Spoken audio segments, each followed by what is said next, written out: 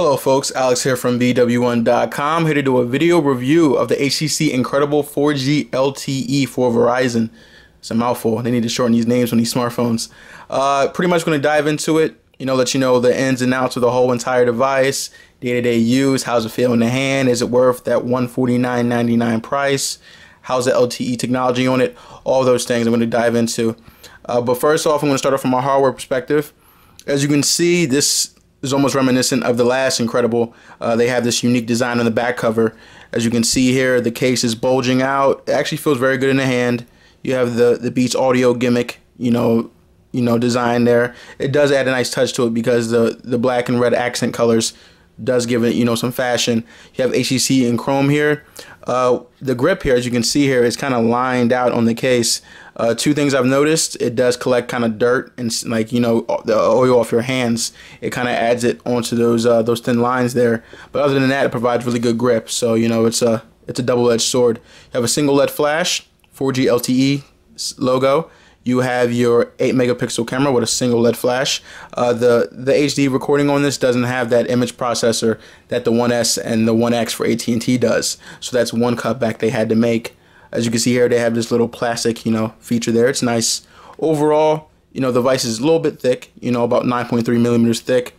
It feels compact in the hand though, so you really can't be too upset about that. I'm going to open up the back cover just to let you see what the back looks like. It's a little bit difficult to take off, as you can see. There you go. This is one thing I've noticed with HTC. They're incorporating their antenna technology into their cases. This does improve the overall quality, but if you lose this back cover, you're shot out of luck, guys. You pretty much can't use the device. It's a paperweight if you lose this case. As you can see, the prongs there for the antenna connect to the inside here.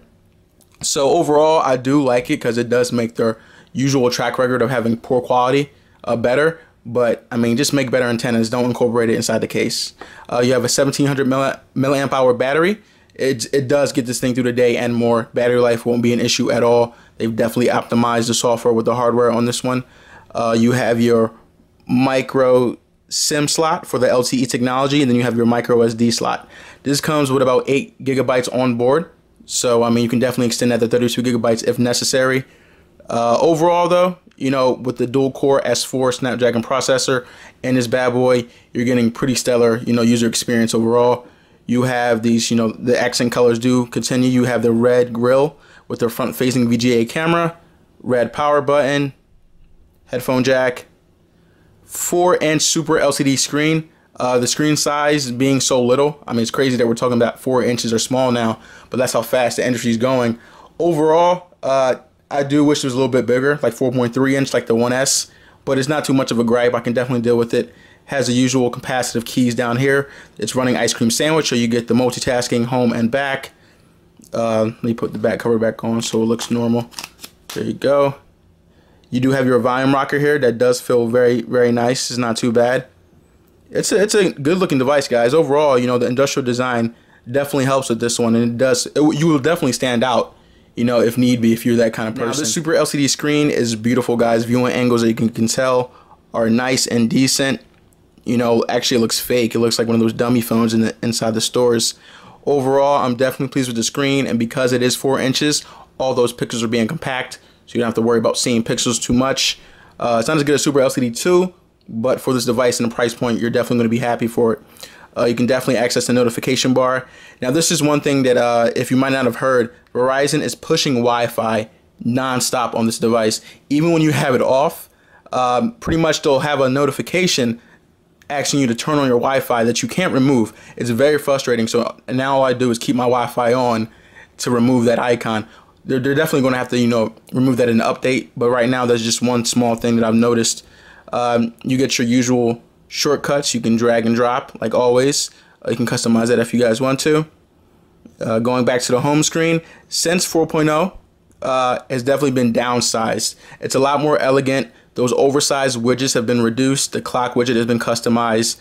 As you can see here, it's just like the 1S. It's running the same internal specs, gigabyte of RAM, all those things. So you don't have to worry about, getting cheap value for this device at all. And not to mention that Verizon themselves are pushing smartphones with 4G LTE technology. Every smartphone from now on will have that. So you're definitely getting access to those blazing speeds.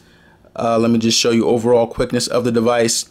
Nothing, since 4.0 really hasn't added anything in functionality, they've just reduced the visual content. You know, those GPU sapping animations, which I'm not arguing with, but you would hope that later on when they keep on updating the software that they'll actually add something to it like TouchWiz does.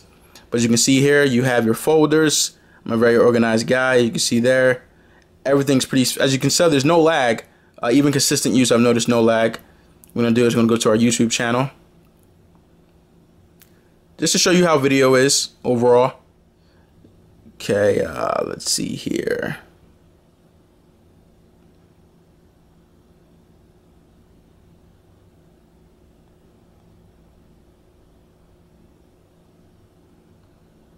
There you go. Here is my review of the HD Motorola Atrix HD.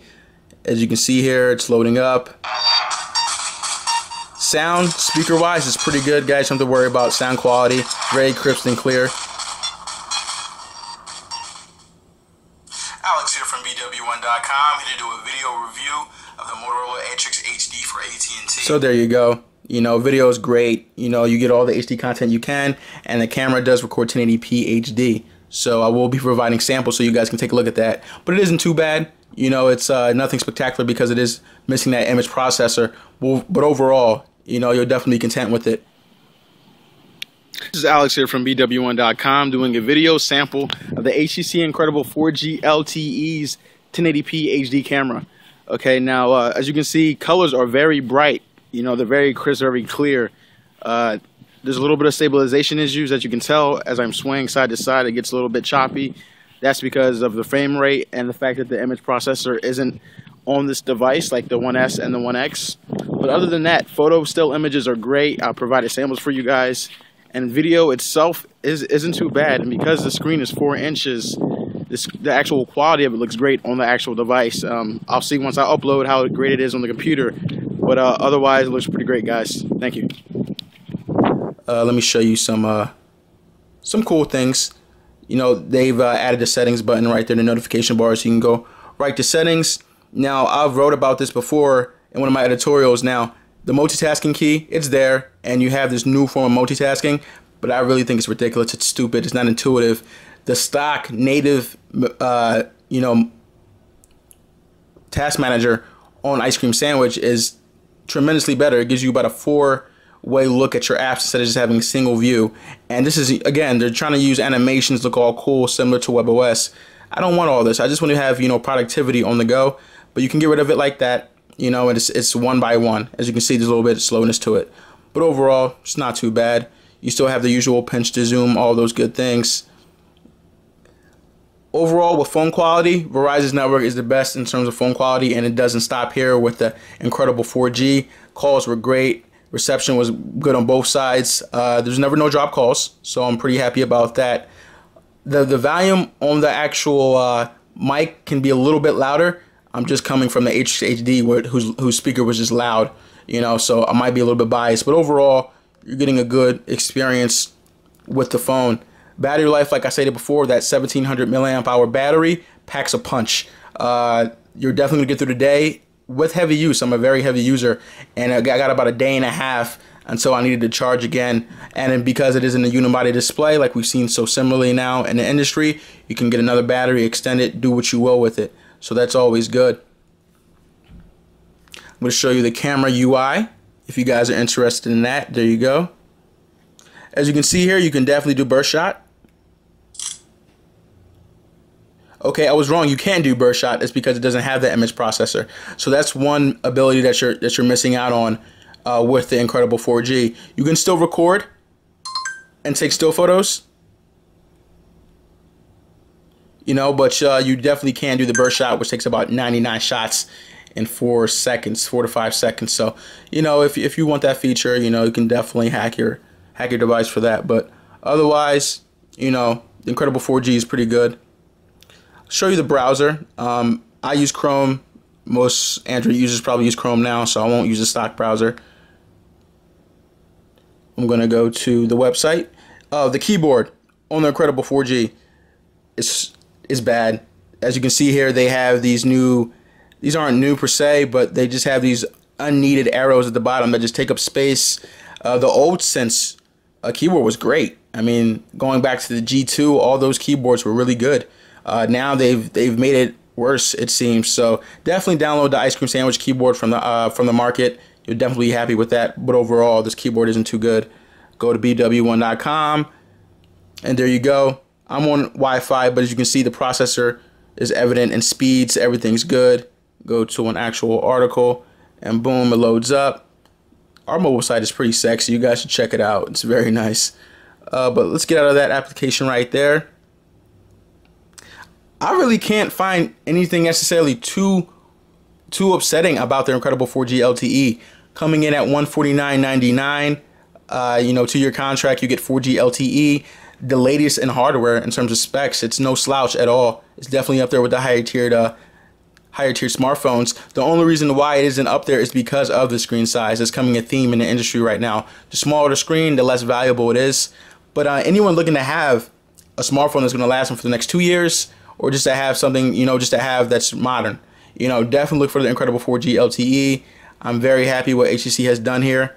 There's some small things, like I said, like the multitasking that can be fixed back to normal, so to speak. It's definitely something that upsets me at times. But overall, speed is consistent, no slowdowns. You're going to be happy with the app selection since you do have 4.0 Ice Cream Sandwich. And everything just works on the device. It's a good phone overall. You can check us out on Google+, Facebook, Twitter, Pinterest, all those good social networks. And remember to always live your tech world in high definition. Thanks, guys.